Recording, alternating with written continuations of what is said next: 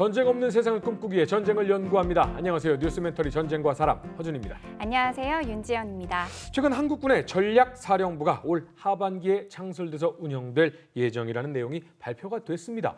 이 북한의 핵미사일 위협에 대응해서 전략사령부에서는 현무 미사일을 비롯해서 한국군의 최첨단 전력들이 가세할 예정이라고 합니다. 네, 그래서 이번 시간은 그동안 뉴스멘터리 전쟁과 사람에서 소개해드렸던 한국형 무기, 그중에서도 한국군의 창과 방패라고 불리는 현무 시리즈와 한국형 미사일 방어 체계를 총정리하는 시간을 마련해봤습니다.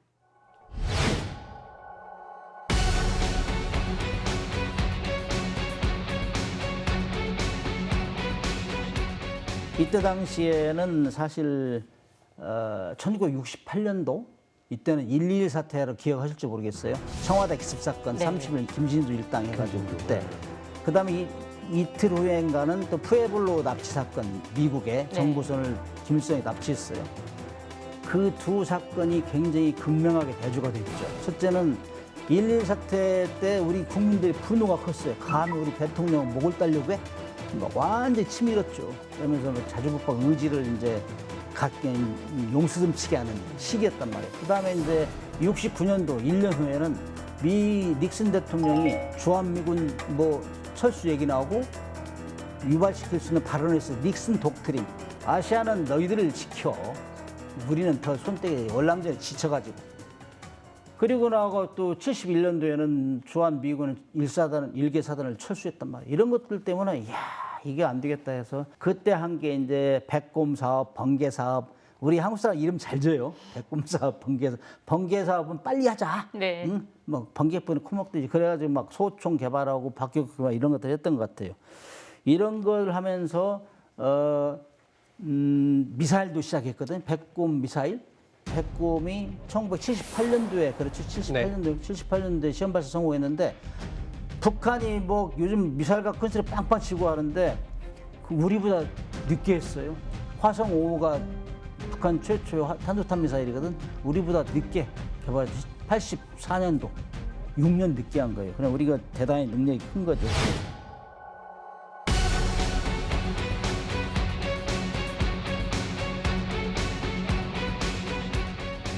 원래 ADD에서 NHK-1 백곰의 사거리가 180km밖에 안 되니까 이거 문제 있다. 이거 개량해야 된다고 해서 NHK-2 프로젝트를 하고 있었어요.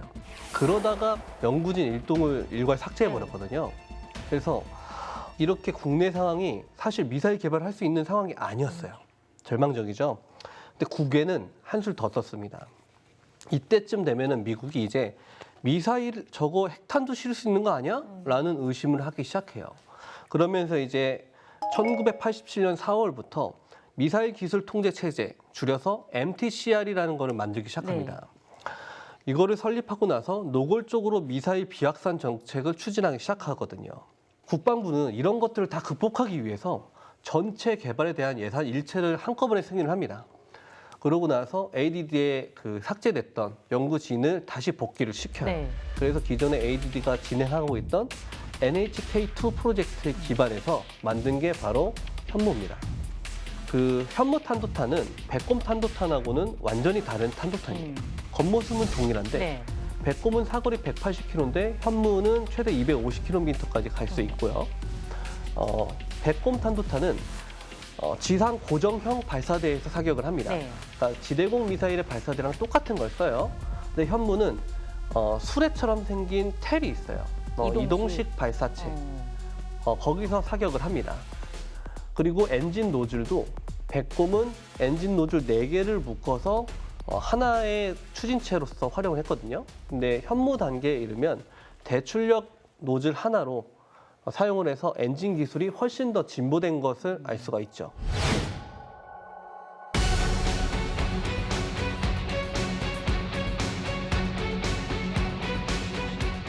현무2는 지금 현역으로 쓰고 있는 탄이다 보니까 이 개발 비사가 알려진 게 거의 없어요. 대부분 군사 비밀이거든요.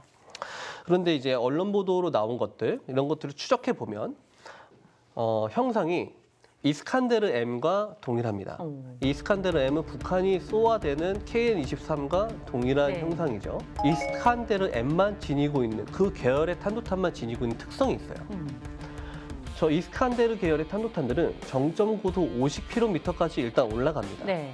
그러고 나서 거기서부터 30G에 달하는 중력 하중을 버텨내면서 급격하게 궤도가 수평으로 날아가는 것처럼 바뀝니다. 이게 중간 단계 비행이거든요. 그리고 나서 종말 단계, 목표물에 가서 꽂힐 때는 거의 90도에 가깝게 다시 궤도가 바뀌어서 내려 꽂힙니다. 이 이스칸데르 계열 탄도탄이 지니고 있는 특성이에요. 그래서 미사일 요격을 대단히 어렵게 하는 거죠. 근데 우리나라 현무2는 CEP가 20m 이내입니다. 20m에서 30m 이내로 들어옵니다. 굉장히 정확하죠. 근데 우리가 저 현무2 탄도탄을 얘기를 할 때 이게 현무2가 한 종류가 있다고 생각하시는데 사실 현무2는 세 종류가 있습니다.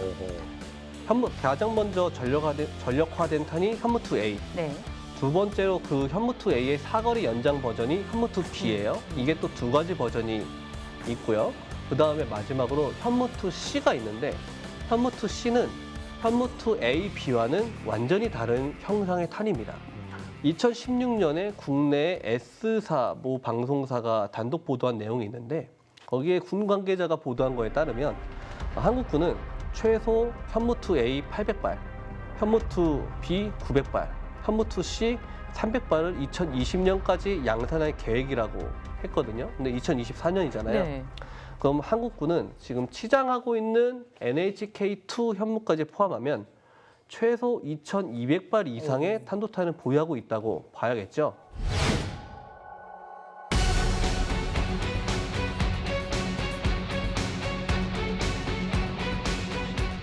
한국은 1990년대 후반 지대지 순항 미사일의 개발을 시작을 합니다. 그래서 2006년 9월에 개발을 완료하고 제식 명칭으로 현무3라고 명명을 합니다. 이 미사일을 한국은 2006년 10월 사거리 500km의 미사일을 개발했다라고 공표를 했고요. 사거리 1000km의 순항 미사일을 개발 중이다라고 보도를 했어요. 이후 2008년부터는 1500km에 이르는 순항 미사일의 탐색 개발을 실시해서 2009년 말에 완료를 했고요. 현재 네 번째 변형인 사거리 3000km의 초음속 순항 미사일을 개발 중에 있습니다. 그러니까 이 현무3는 총 4가지 변형이 있다고 볼 수 있는 거예요. 사거리 500km짜리를 현무3A, 사거리 1000km가 3B, 1500이 3C. 개발 중인 것은 아직 제식 명칭이 부여는 안 됐는데 전문가들은 현무3D로 분류하고 있습니다. 이 현무3 A, B, C 이게 정확도도 상당하다고 하던데요. 세계 최고 수준입니다. 이 알려져 있는 현무3 계열 순항 미사일의 정확도는 원형 공상 오차가 2m 이내고요. 현무3 A하고 B는 CEP 3m 이내입니다. 근데 요거는 공표되어 있는 재원이고요. 네. 실제로 타격하는 영상을 보면요. 15cm짜리 표적을 맞춰요. 15cm. 네. 원하면 사람을 맞춘다는 거잖아요. 타격하는 실발사 장면의 시험 영상을 보면 이렇게 전차 표식 두 개가 맞닿아 있는 점이 있거든요. 이 점을 맞춰요. 그러니까 15cm보다 작은 표적을 맞출 수 있다라는 얘기죠. 그 현무에게서 피해 가려면 건물에 창문도 뚫으면 안 돼요. 창문 사이로 그냥 들어가서 그 안에 있는 목표 타겟을 다 맞춰버리니까. 여기서 우리가 주목해서 볼 게 지역 매칭 기술입니다. 이게 순항 미사일이면은 대부분 기본적으로 탑재되어 있는 기능이긴 하거든요. 이 지역 매칭 기술이 뭐냐면은 미사일을 발사하는 장소는 우리 땅일 거 아니에요? 네. 근데 미사일이 날아가서 맞출 장소는 상대방의 땅이겠죠. 그렇죠. 대부분. 그렇다면 이 미사일이 날아가는 비행 경로의 지형 정보를 미사일이 다 알고 있어야 된다는 얘기입니다. 그 지형 정보를 계속 실시간 업데이트를 해서 저 미사일이 레이더 탐지 고도 아래로 날아가요. 산꼭대기 밑으로 낮게. 지면 몇 미터 또는 뭐 10미터 이하 뭐 이런 고도로 이렇게 날아가면 레이더가 볼 수가 없죠. 레이더는 이렇게 보는데. 예. 그러니까 탐지가 안 되는 겁니다. 그게 가장 높은 위험성이죠. 또 한 가지 특징을 제가 찝어서 말씀을 드리자면 저 현무3 계열의 순항 미사일들이 고기동성이에요. 이게 무슨 말이냐? 텔에 실려 있어요. 그러니까 발사 전까지는 이 차량들이 어디로 움직일지 모르잖아요. 더군다나 한반도는 산악 지역과 도시가 밀집해 있는 네. 곳이잖아요. 이게 도대체 쏘기 전에는 어디서 솟구칠지 모르는 거예요. 그리고 저 현무3 순항 미사일을 기반으로 해군이 또 만든 해성이라는 함대지 순항 미사일이 있어요. 네. 함대지 또는 잠대지로 쏘거든요. 이 순항 미사일들 같은 경우는 해군의 함정이 어디로 이동할 줄 알고 우리 잠수함이 어디서 이게 솟구쳐 오를 줄 알고 모르는 거죠.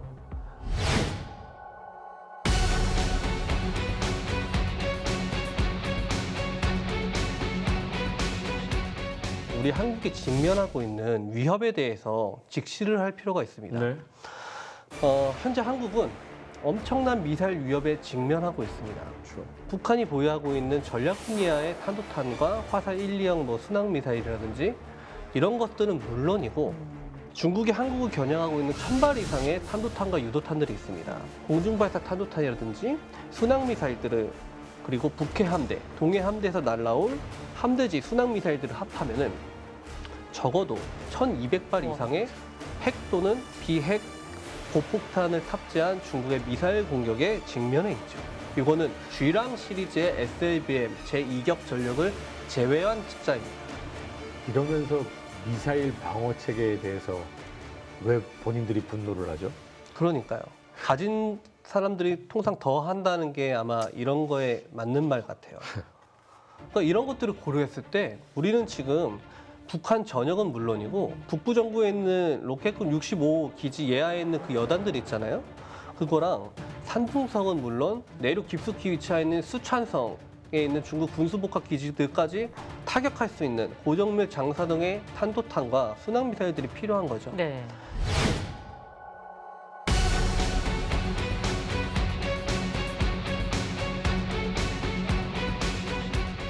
앞으로 한국군은 사거리에 제한이 없다는 것에 기초해서 아마 연구 개발을 할 걸로 보입니다. 그런데 마냥 그렇게 할 수는 없어요. 왜냐하면 사거리 1000km가 넘어가면 중국과 일본이 과민하게 반응하기 시작합니다. 너희들 우리 지금 노리고 있는 거 아니야 하면서. 그러니까 본인들 땅이 전체적으로 다 이 그렇죠. 사거리 안에 들어오게 그렇죠. 되니까요. 그래서 사거리 1000km 이하 내외의 탄도탄 같은 경우는 탄두 중량에 제한 없이 만드는 쪽으로 갈 거예요. 그 결과로 보여진 게 현무4, 현무5가 되겠죠. 그리고 1000km가 넘어가면은 이제부터는 이제 준중거리나 중거리 탄도탄은 분류가 되니까 네. 그때부터는 이제 아마 탄도탄이라는 이름을 안 붙이려고 할 겁니다. 어떻게 할 것 같냐? 적외도 위성 발사용 고체 연료 우주 발사체를 개발한다. 라고 이제 이름을 붙여서 아마 발사체를 개발을 네. 하겠죠. 그것들을 고위력화, 고정밀화, 극초음속화를 시도를 할 거고요. 순항 미사일 같은 경우는 지금 초음속 순항 미사일을 개발 중에 있다고 말씀을 드렸잖아요. 그 다음 단계로 생각해 볼 수 있는 건 미국의 미사일 중에 LRASM이라는 게 있어요. 이게 인공지능이 부여된 미사일이거든요. 이런 LRASM처럼 AI가 탑재된 순항 미사일을 개발하는 쪽으로 나가지 않을까라고 생각해 볼 수 있습니다. 지금까지 이제 우리가 한미 동맹을 유지하면서 쭉 해왔지만은 어떻게 보면은 신사협정이에요. 우리가 이렇게 하겠다. 자꾸 방해하니까 미사일 개발하는데 우리가 방해할 것 같으니까 우리가 선수 쳐가지고 우리 안심해라 이런 정도였기 때문에 우리가 과감히 나가면 할 수 없어요. 근데 지금 우리 10대 강국에 들어있잖아요. 그래서 우리는 이스라엘이 초강대국에 둘러싸여 있잖아요. 지금도. 그런데 그 엄청난 나로권이 쌓였기 때문에 이스라엘이 그렇게 미국에서 반대해도 숨어서 핵무기를 개발했잖아요. 그게 이제 독자적인 전력이다. 근데 우리는 정말 남한을 건드리면 어디서 나올지 모르는 미사일 나간다. 이 정도 인식을 시켜줘야 해요.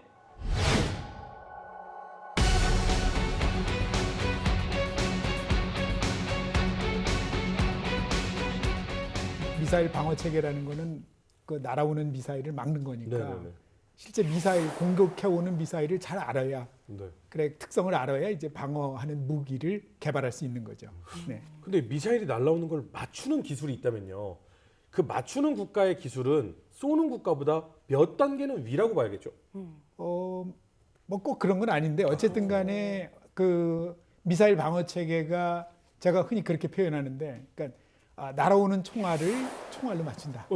그런 개념이라고 보시면 됩니다. 최근에 이제 북한 핵 무기를 개발을 하고 그 핵 미사일을 어떻게 막아낼 수 있느냐, 이것 때문에 이제 굉장히 많은 우리가 그 얘기를 하고 있고요. 그래서 뭐 말씀드린 대로 미사일 방어 체계는 그 중에 하나의 방법이다. 우리가 이제 미사일 방어 체계를 얘기할 때 우선 이제 지역 방어 체계라는 게 있고요. 아니면 이제 또 포인팅 디펜스라 그래서 그 점 방어 체계라는 게 있어요. 그게 무슨 얘기냐면은 지역 방어 체계라는 게 이제 우리가 흔히 알고 있는 미군이 갖다 놓은, 성주에 갖다 놓은 사드. 그러니까 사드라는 건 무슨 얘기냐면, 내가 예를 들면 강원도에서도 얘가 북한 미사일이 서울이나 뭐 평택을 때리려고 날아올 때 측면에서도 가서 이제 요격을 해서 무력화시킬 수 있다라는 거고요. 우리가 흔히 얘기하는 패트리엇이라는 건 이 점표적 방어를 합니다. 그러니까 이제 그러니까 포인트 디펜스를 하는 거죠. 그 국부 방어를 이제 하는 건데, 실제로 이렇게 축병으로는 방어를 못 하고 날아올 때 오는 데서 정면으로 이제 충돌을 해서 그래서 이제 파괴를 하는 거죠.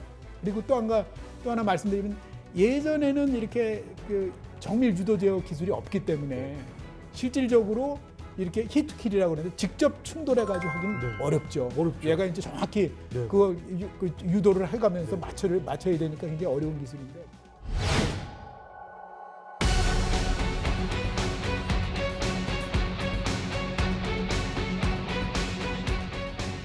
뭐 미사일 방어 체계는 뭐 크게 세 가지 체계로 되어 있습니다. 그래서 제일 중요한 거가 뭐냐면 이제 조기 경보 체계다. 조기 경보라는 건 어쨌든 상대방이 공격해오는 미사일이 이제 떠서, 그래서 실질적으로 날아오게 되면 그거를 탐지를 해야 됩니다. 그다음에 탐지 후에는 그것이 이제 어떻게 어디로 어떤 속도로 비행을 하는지를 추적을 해야 되겠죠. 우리는 이제 북한에서 탄도 미사일에 대한 특성을 다 알기 때문에 사실 일단 탐지를 해서 수초만 추적을 하게 되면 저게 스커드 미사일이구나, 저게 노동 미사일이구나, 저게 KN-23이구나, 이런 것들을 알게 되는 거죠. 레이더를 추적하면 요소요소에 이제 궤적을 그리면서 올라가서 이제 내려오는데, 그럼 내려오면서 이제 지금쯤 이제 다음에 5초, 10초 뒤에는 어디쯤 오고 어떤 방향으로 어떤 속도로 내려오겠다, 이런 걸 다 예측을 하는 거죠. 그 다음에는 G 통제 시스템이라는 게 있어요. 그게 뭐냐면 실질적으로 얘가 이제 이렇게 날아온다. 그러면 실질적으로 그걸 추적을 한 다음에 그 다음에 이제 요격하는 요격 부대에다가 요격 발사대 쪽에다가 그걸 이제 요격하라고 보내줘야 될 거 아닙니까? 그러한 모든 통신 시스템, 이런 거 정보를 교환하고 이런 시스템, 그 상호 운영이라고 그러는데요. 그런 시스템들을 우리가 지휘 통제 시스템이다. 그 다음에 이제 마지막으로 요격 체계가 있어서 얘가 이제 발사대가 있고 실제 요격 미사일이 있어서 거기서 지휘 통제에서 최종적으로 결정을 합니다. 요격 발사 버튼을 누르라. 그럼 이제 누르면 이제 따라가서 잡는 거죠. 네.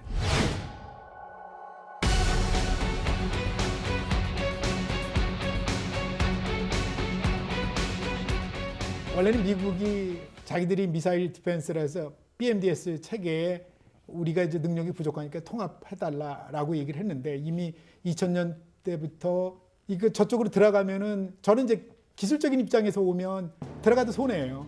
왜냐하면 쟤들이 미사일 디펜스 하자는 건, 미사일 방어 체계를 하겠다는 건 러시아나 중국을 상대로 하는 거고, 그리고 쟤네들은 대부분 다 중장거리 미사일 체계를 가지고 있고요.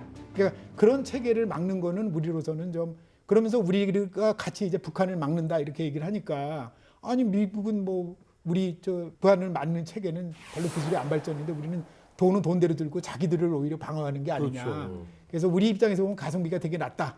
그래서 이제 안 들어갔던 거고요. 그러다 보니까 이제 그런 것들을 고려를 해서 우리가 우리만의 미사일 방어 체계, 그래서 이제 코리아 에어 앤 미사일 디펜스, 그래서 KAMD라는 거를 이제 탄생을 하게 되는 겁니다. 그리고 우리 독자적으로 이제 미사일 방어 체계를 갖겠다. 그게 이제 한국형 미사일 방어 체계입니다. 그러니까 정확히 표현하면 한국형 항공 및 미사일 방어 체계.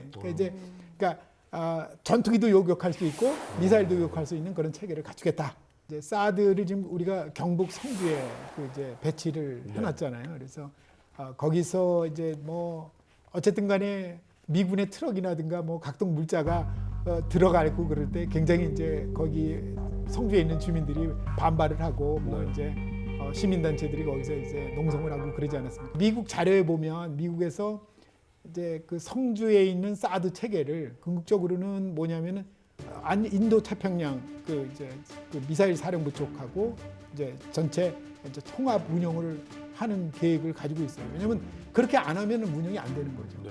우리 한국 미사일 방어 체계는 미국의 미사일 방어 체계랑 동떨어져서 운영할 수 있느냐? 그건 아니에요. 아. 왜냐하면 실제로 전쟁을 하는데 자, 미군이 자기들 미사일 방어 체계 따로 운영하고 우리가 우리 운영 체계를 따로 운영하면 상호 운영성이 없는 거예요. 네. 그러면 예를 들면 날아오는 미국 미사일을 둘이 같이 쏠 수가 있어요. 아, 그쵸. 바보짓이죠. 그렇죠. 서로 커뮤니케이션이 안 되니까. 그건 있을 수 없는 얘기고요. 음. 어차피 우리가 이제 굉장히 약한 부분이 뭐냐. 조기경보 위성이 없으면은 우리가 빠른 시간 내에 북한이 미사일 쏜 거를 탐지를 못해요. 네. 그러니까 지상이나 해상 레이더 체계 가지고는 한계가 있다. 그거를 이제 미국이 빠른 속도로 정보를 제공해 줄 수 있는 거죠. 그래서 쉽게 얘기하면 조기 경보 체계를 지원을 해줄 수 있다.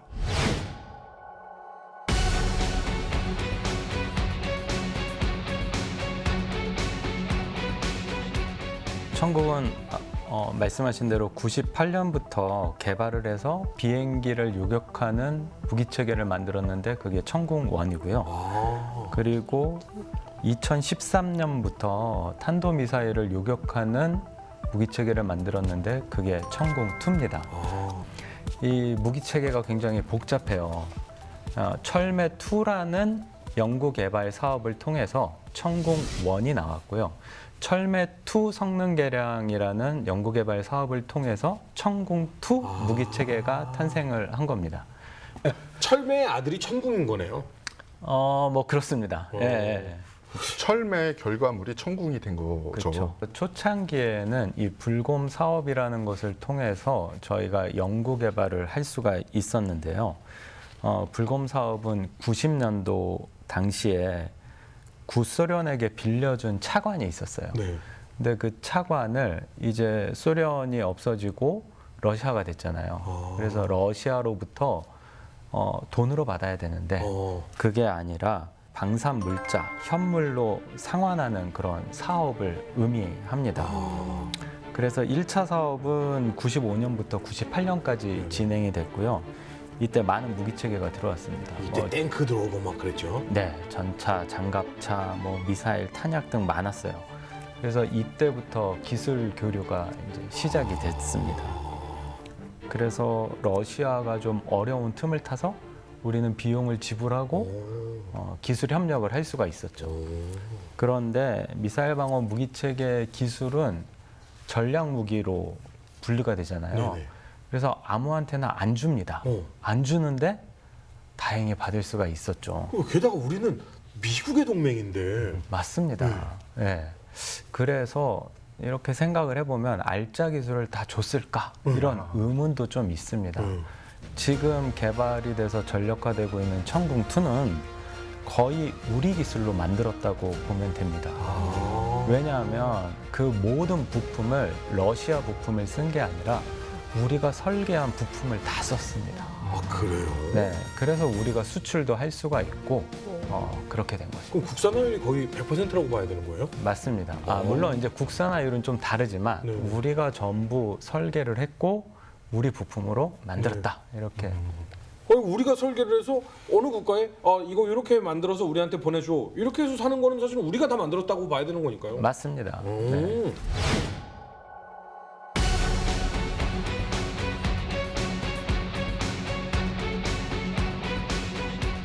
아까 말씀드렸던 그 측추력기라는 게 있어요.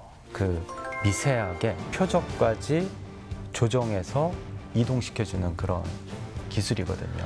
그러니까 우리가 미사일 딱 출발하면 네, 아니 제가 왜 안 넘어지고 계속 똑바로 이렇게 날아가고 방향을 전환하지? 라고 하는 게 그 네. 측추력기가 칙칙칙칙 이렇게 하면서 이게 방향을 조정을 하는 거예요? 맞습니다.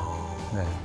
그래서 제일 마지막 순간에 미세하게 조정을 해서 요격시켜주는 그 측추력기 이런 한 번도 안 해본 기술. 그러니까 탄도미사일을 저희 레이더로 한 번도 탐지하고 추적해 본 적이 없어요. 그런데 그런 레이더를 우리 기술로 만드는 거. 그렇게 한 번도 해보지 않은 것을 해내는 게 너무 어려웠다고 합니다. 그럼 그 추출력기가요. 네. 밑으로는 막 불꽃이 나오면서 이제 날아가잖아요. 네. 그럼 추출력기는 바람처럼 이렇게 불어서 움직여요? 아니면 여기서 나가는 에너지를 이렇게 이쪽, 왼쪽, 오른쪽 이렇게 조절해서 나눠서 쓰면서 움직여요? 밑으로 나오는 거랑 네. 분리되어 있다고 보시면 돼요. 아, 이게 다른 에너지예요? 네, 소형 로켓이 들어가 있어서 맞추려고 했는데. 네. 거기서 이렇게 분출을 해서 방향을 조정합니다. 진짜 미세한 기술이겠네요. 예, 굉장히 수학적으로 알고리즘이 굉장히 오. 복잡합니다. 그러면 지금 우리가 미국의 패트리엇 기술도 사실은 어느 정도는 우리가 동맹국으로서 좀 연구를 할 수 있었고 불금 사업을 통해서 물론 우리 기술이 정말 많이 들어가 있습니다만 어떤 이 러시아에게도 어느 정도의 기술을 이제 받아서 이 두 개를 합작으로 해서 우리 기술을 만들어낸 거잖아요. 천궁은 이것만큼은 이제 훨씬 더 좋아 뭐 이런 거 있어요.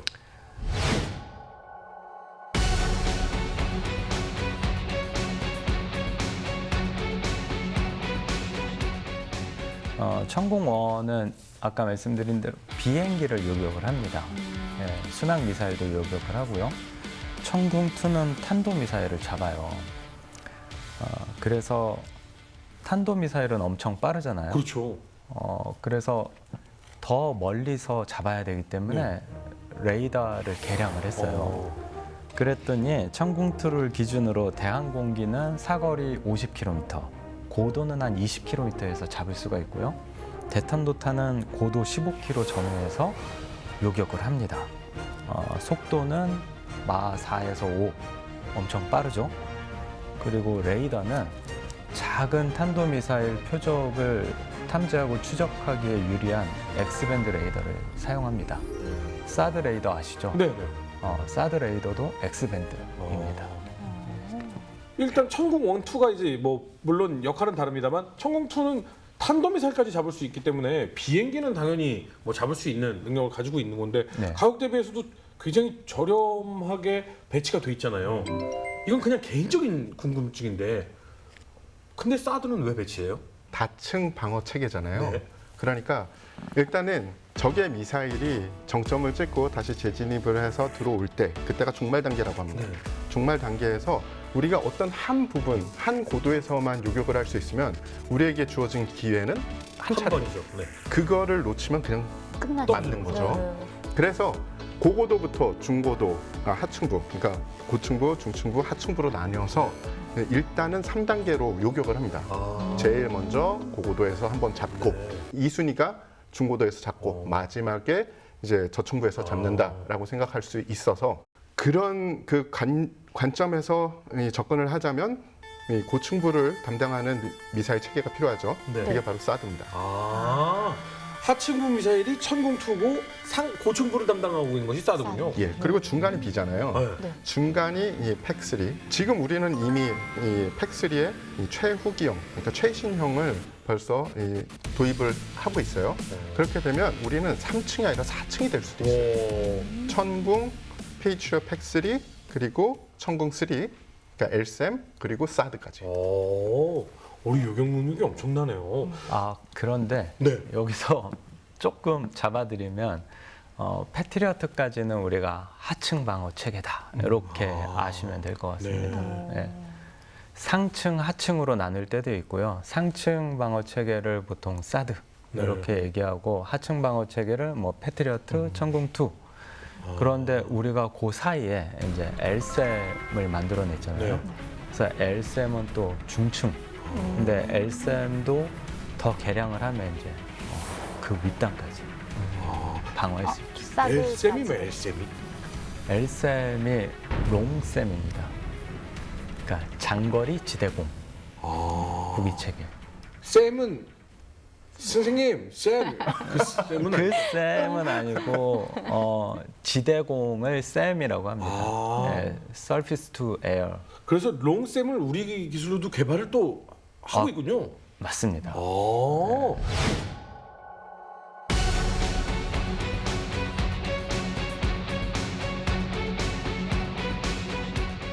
탄도미사일 조기경보 레이더라고 그린파인 레이더가 있습니다. 그린파인 레이더가 저 멀리서 잡습니다. 그러면은 그 재원을 천궁2한테 알려줘요. 그러면 천궁2 레이더로 표적을 잡습니다.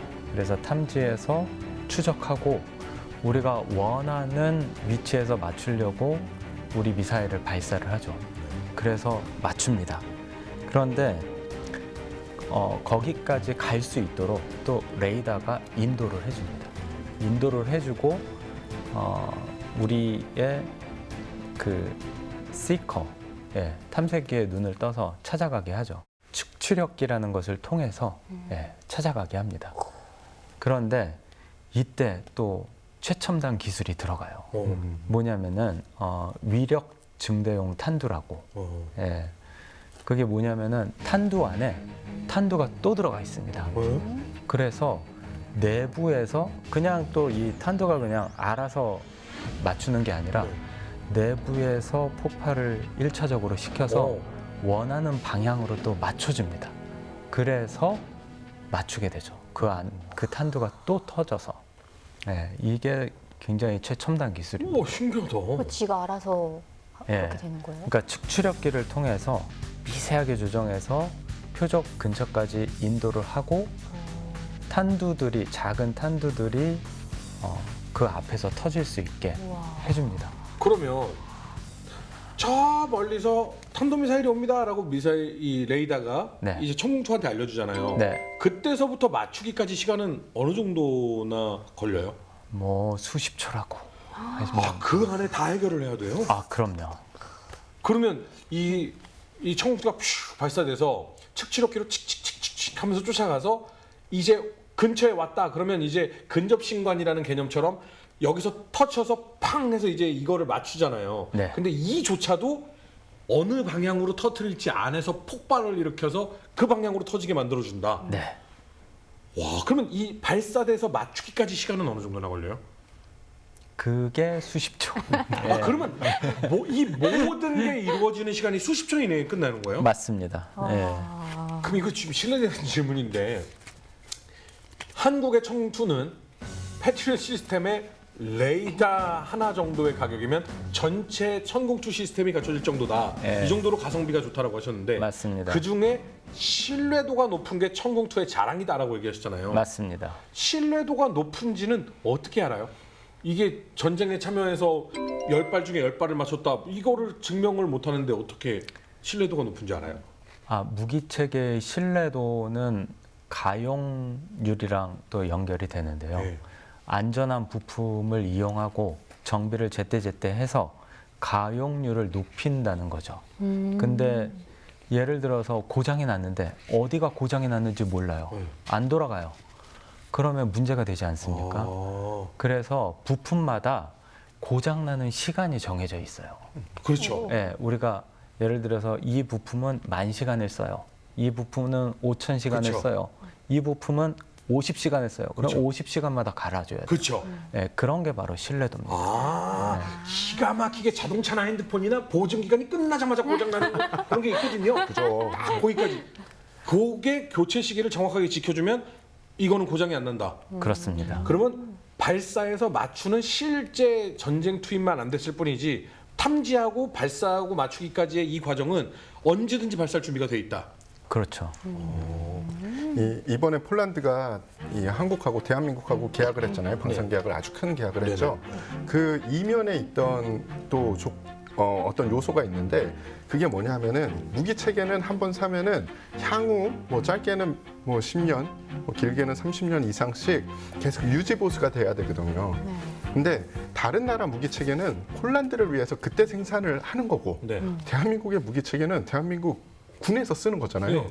대한민국 군이 없어질 리는 없거든요. 그렇죠. 그러니까 앞으로 향후 유지 보수가 그 어떤 나라의 무기 체계보다 더 신뢰성이 있다. 이게 또 굉장히 큰 매력적인 요소였다고 하더라고요. 굉장히 중요한 것이 저희가 소비자로서 어떤 물건을 살 때 이 기업은 망하지 않아. 맞아. 그리고 이 기업은 이 서비스를 계속할 거야라는 신뢰도가 굉장히 중요하거든요. 맞습니다. 근데 야, 한국은 저 군대 운영 시스템이 멈출 리가 없어라는 신뢰도가 전 세계 어느 나라보다도 있으니까.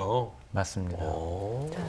네, 그러면 이 천공2의 명중률은 진짜 높겠네요. 명중률이 있어요? 전투 적합 판정을 받기 위해서는 시험 평가를 해야 돼요. 네. 그래서 여러 차례 시험 평가를 했는데 네. 그 결과 몇 %일까요? 97%는 넘을 것 같아요. 비슷합니다. 근데 그거보다 살짝 높아요. 맞춰야 되나요? 99.9. 예, 답은 100? 맞습니다. 100%라고요? 예, 100% 명중률을 보여줬어요. 근데 무슨 말씀을 하시려는지 저도 알 것 같고 저도 동감합니다. 네. 저는 무기 체계는 실전에 투입되지 않으면 100%는 없다라고 그렇죠. 생각을 해요. 네. 그리고 실전 사항은 우리가 이렇게 깨끗하게 준비되어 있는 시험 평가 상황하고는 다릅니다. 그렇죠. 하지만 다른 무기 체계, 비슷한 무기 체계를 만드는 나라도 전 세계 한 5개의 국가뿐이 없는데 그 나라들에서 한 평가들도 100%가 나오기 힘들거든요. 네. 그래서 시험 환경을 거의 근접하게 해서 시험 평가를 하고 있습니다. 그리고 그것도 단계별로 다 달라요. 처음에는 이게 잘 날아가는지 비행 시험부터 하고요. 그래서 미사일, 그러니까 요격 미사일 개발을 할 때 보통 이제 뭐 명중률을 우리가 계산하기 위해서 뭐 몇 발 쏜다 이런 개념이 아니라 네. 하여튼 수십 발을 우리가 만듭니다. 그래서 그 수십 발을 계속 발사를 해보고 그리고 나서 우리가 이 시험 평가 우리가 해볼 수 있는 시험은 다 했습니다. 그래서 합격 이렇게 하는 거죠. 사드도 SM3도 패트리어트도 초기에 엄청나게 실패 많이 했습니다. 네. 그런데 우리는 진짜 그렇지 않았다는 거는 굉장히 기적과 같은 일이라고 할 수 있습니다.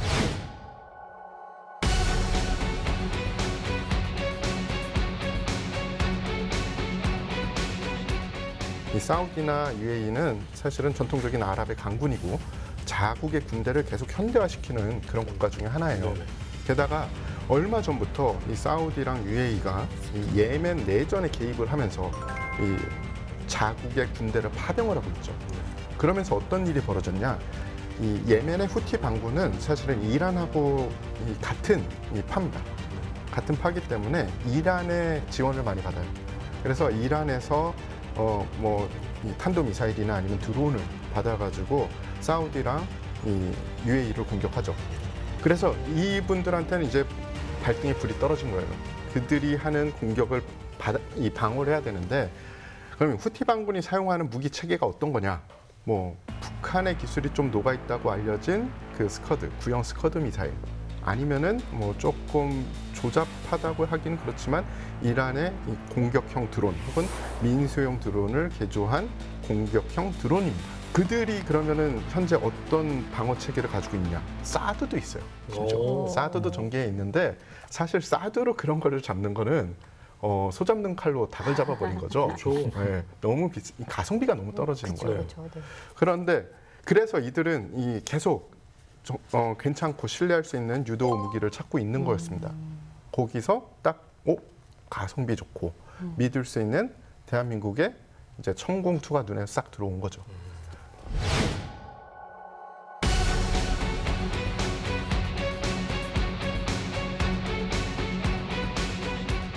요즘에 탄도미사일 하면 공력 비행 미사일 또 극초음속 미사일 네. 이런 게 화두입니다. 네. 근데 이 둘의 공통점이 뭐냐면은 기동할 수 있다. 우리가 생각하는 탄도미사일은 왜 탄도미사일이라고 부르냐면은 탄도 비행을 하기 때문에 네. 그 얘기는 뭐냐면은 정해진 궤도를 통해서 비행을 하거든요.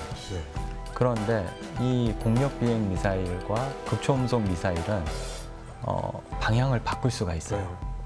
그 미사일을 대응할 수 있는 방향으로 우리가 개발을 해 나가야 되지 않을까 이렇게 생각을 하고 있는데요. 그렇게 하려면 레이더를 개량해서 우리 더 먼 거리에서 탄도 미사일을 볼 수 있어야 돼요. 추적할 수도 있어야 되고 그리고 보다 높은 고도에서 요격을 할 수 있어야 됩니다. 그래서 그런 두 가지 점이 가장 중요한 점이라고 할 수 있고 LSAM과 함께 네트워크를 통해서 시너지를 낼 수 있으면 아주 좋거든요. 그리고 한 가지 더 말씀을 드리면 천궁 3로 가게 되면 공력 비행 미사일이 기동을 하지 않습니까? 네. 방향을 바꾸고 그러기 때문에 요격 미사일도 좀 더 빠르게 네, 그런 쪽으로도 발전을 해야 되고 진화적으로 계속 발전을 하려면 모듈화도 해야 되고 그 다음에 기동성도 좀 더 높여야 되지 않나.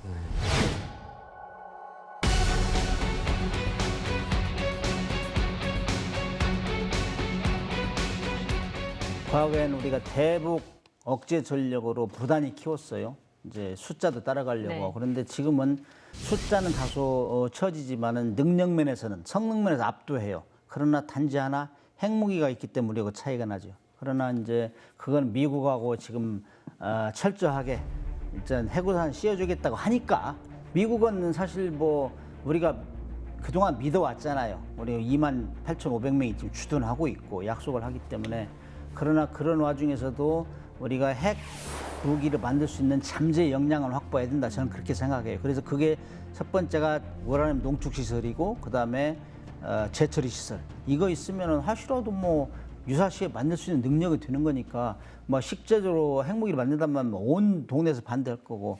그 다음에 이제 우리가 앞으로 미군이 한반도에서 떠날 경우는 항상 있는 거예요. 방위비 분담금 500% 올려달라 해가지고 우리가 그건 협상 못하겠다니까 그럼 주한미군 철수하겠다 얘기했어요. 네.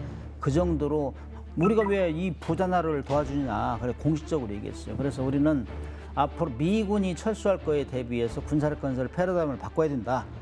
북한은 이미 압도하고 있고 그다음에 대중국, 대일본을 겨냥해서 그들이 우리보다 군사력이 엄청나게 센 나라가 우리가 함부로 건들지 못하게 그게 바로 고슴도치 전략이라고 해요. 해군 차원에서는 뭐 핵추인 잠수함이 일본이 될 거고 비수가 될 수 있으니까 오래 삼아서 육군 같은 경우는 미사일들 현무 미사일 공군 같은 경우는 F-35 그다음에 정찰위성 이런 걸 봐가지고 그렇게 해야지 막 백화점식으로 다 이 군사력 건설하면 돈만 많이 들고 힘들다.